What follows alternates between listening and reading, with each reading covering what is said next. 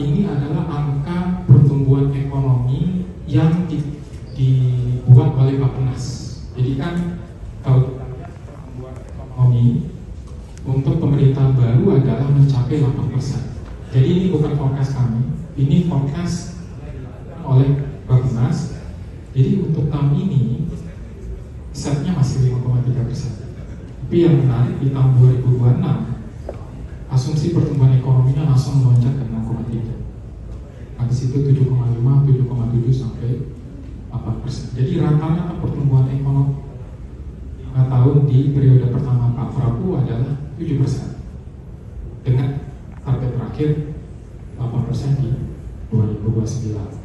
Nah, kalau misalnya ini menjadi salah satu targetnya, boleh ke slide berikutnya, maka variabel berikutnya di luar konsumsi adalah investasi.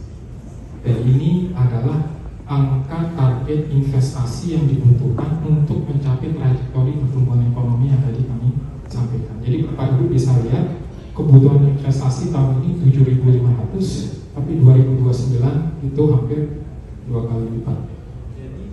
Tahunnya kebutuhan investasi rata-rata 5 tahun ini adalah 9.500 triliun. Jadi nominal investment growth-nya itu 11-13%.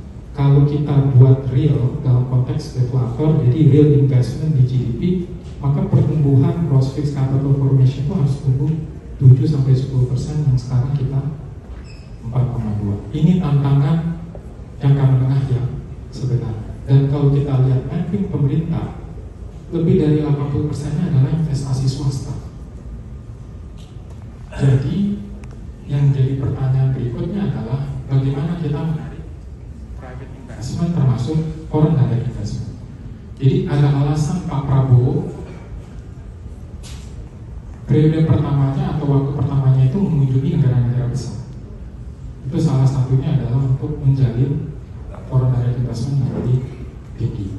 Nah, kalau boleh ke slide berikutnya, saya mungkin tidak akan terlalu panjang lebar. Mungkin Bapak Ibu Pemret sudah mengetahui 8 aspek kita, 17 program prioritas sama 8 quick wins.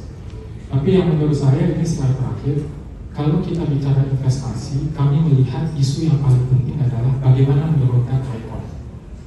Jadi incremental capital output ratio. Jadi seberapa efisien kita menggunakan modal investasi kita untuk memacu pertumbuhan ekonomi. Kalau ICOR-nya semakin rendah, berarti kita semakin efisien menggunakan capital stock kita.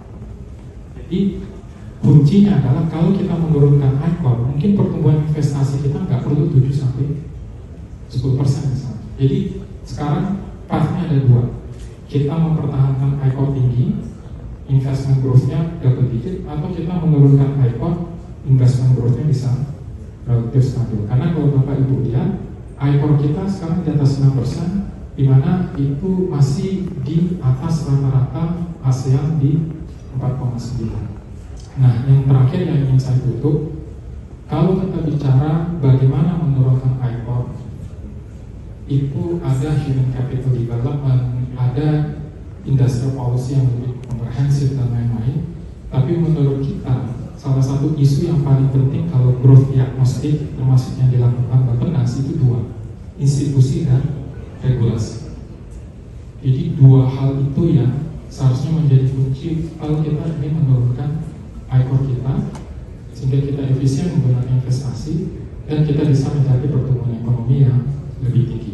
Memang terlihatnya kualitatif, but isu deregulation sama birokrasi itu merupakan isu penting yang perlu kita address selain pengembangan human capital development dan isu-isu yang lainnya. Saya tutup di sini Bapak Ibu presentasi saya, tapi kalau nanti